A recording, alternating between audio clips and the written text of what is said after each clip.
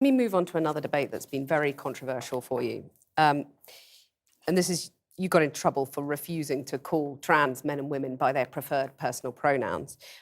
No, that's not actually true. I got in trouble because I said I would not follow the compelled speech dictates of the federal and provincial government. I actually never got in trouble for not calling anyone anything. Right. That didn't happen. You wouldn't follow the change of law, which was designed not to once it was outlaw law. discrimination. No. Well, that's what they said it was designed to do. OK, you cited freedom of speech in that. Why should your right to freedom of speech trump a trans person's right not to be offended? Because in order to be able to think, you have to risk being offensive. I mean, look at the conversation we're having right now. You know, like you're certainly willing to risk offending me in the pursuit of truth. Why should you have the right to do that? It's been rather uncomfortable. Well, I'm very glad I put you on the spot. Well, I'm very glad that I have exercised my freedom of speech. You get my point. It's like you're doing what you should do, which is digging a bit to see what the hell's going on. So and that is what you should do. But you're exercising your freedom of speech to certainly risk offending me. And that's fine. I think more power to you as far as I'm concerned. So you haven't sat there and... I'm just trying to work that out. I mean... Ha, gotcha. You have got me. I'm trying to work that through in my head. Yeah, it took a while. It did, yeah. It took a while. You have voluntarily come into the studio and agreed to be questioned. Mm-hmm. A trans person in your class has come to your class and said they want to be called That's never happened. And I would call them she. So you would. So you've kind of changed your tune on that. No, I said that right from the beginning. What I said at the beginning was that I was not going to cede the linguistic territory to radical leftists, regardless of whether or not it was put in law.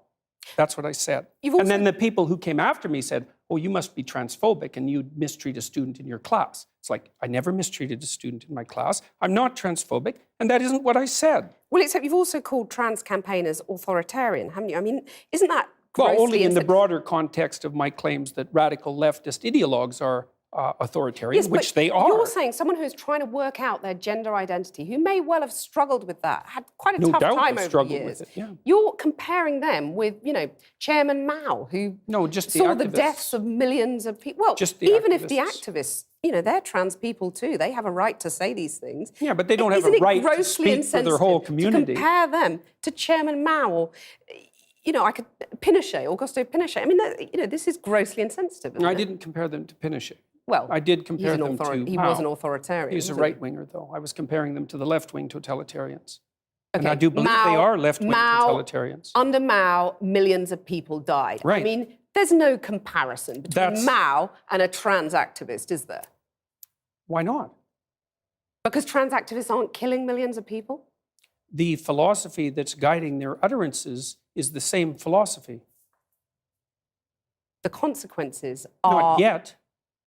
You're saying that trans activists could lead to the deaths of millions of people? No, I'm saying that the philosophy that drives their utterances is the same philosophy that already has driven us to the deaths of millions of people. OK, tell us how that philosophy is in any way comparable.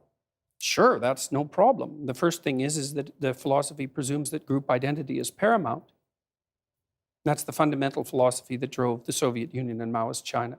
And it's the fundamental philosophy of the left-wing activists. It's identity politics. It doesn't matter who you are as an individual. It matters who you are in terms of your group identity.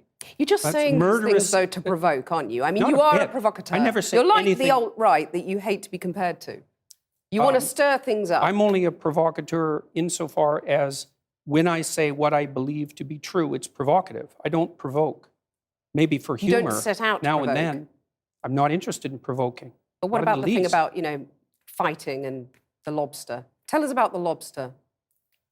Well, that's quite a segue. Well, the first chapter I have in my book is called Stand Up Straight with Your Shoulders Back. And it's an injunction to be combative, not least to further your career, let's say, but also to adopt a stance of ready engagement with the world and to reflect that in your posture.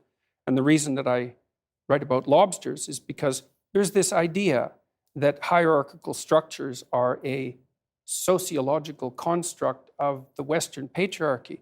And that is so untrue that it's almost unbelievable. And I use the lobster as an example because the lobster We divulged from lobsters in evolutionary history about 350 million years ago, common ancestor. And lobsters exist in hierarchies, and they have a nervous system attuned to the hierarchy. And that nervous system runs on serotonin, just like our nervous systems do. And the nervous system of the lobster and of the human being is so similar that antidepressants work on lobsters. And it's part of my attempt to demonstrate that the idea of hierarchy has absolutely nothing to do with sociocultural construction, which it doesn't. Let me just get this straight. You're saying that we should organise our societies along the lines of the lobsters? I'm saying that it's inevitable that there will be continuity in the way that animals and human beings organize their structures. It's absolutely inevitable. And there is 1/3 of a billion years of evolutionary history behind that. Right? That's so long that 1/3 of a billion years ago, there weren't even trees. It's a long time. You have a mechanism in your brain that runs on serotonin that's similar to the lobster mechanism that tracks your status. And the higher your status, the better your emotions are regulated. So as your serotonin levels increase, you feel more positive emotion and less negative emotion. So you're saying, like the lobsters, we're hardwired as men and women to do certain things, to sort of run along tram lines, and there's nothing we can do about it? No, I'm not saying there's nothing we can do about it, because it's like in a chess game, right? There's lots of things that you can do, although you can't break the rules of the chess game and continue to play chess. And your biological nature is somewhat like that, is it sets the rules of the game, but within those rules you have a lot of leeway. But the idea but one thing we can't do is say that hierarchical organization is a consequence of the capitalist patriarchy. It's like, that's patently absurd. It's wrong. It's not a matter of opinion. It's seriously wrong. Aren't you just whipping people up into a state of anger? And not at all. Divisions between men and women, you're stirring people up. You know, you have any critics of you online get absolutely lambasted by your followers. You've and got to by call me, them off, generally. haven't you? Sorry, your critics get lambasted by you. I mean, If isn't they're that academics, irresponsible? not at all. If an academic is going to come after me and tell me that I'm not qualified and that I don't know what I'm talking about, so you're not going to say to your followers now, quit the abuse, quit the anger?